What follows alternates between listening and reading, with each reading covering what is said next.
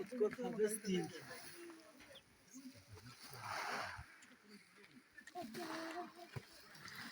So itaoni kwe kwanga sharamo kora na agriculture.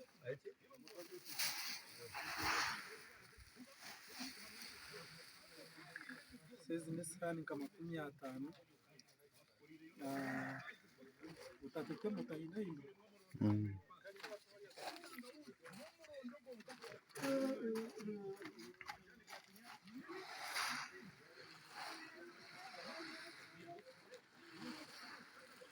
It's what we call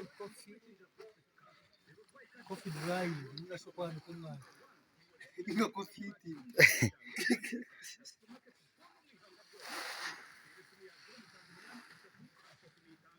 Sabu nk'abarugiro muri Kampala barugiro mu kibuga kandi mukaze mu byaro niyo mirimo y'ecyaro abatarayinjira umwani zo mu kintu cyo kuhinga mutandike mu guhinge ogani kutwara time kwera so no wayine kuba patient ukabaka mutemba dejo kwiyizire nakura ari kuzare vatirinda nawe ni star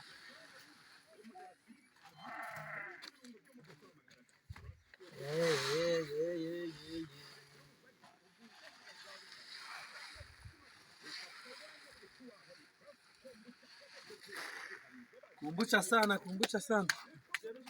Ni wako shira.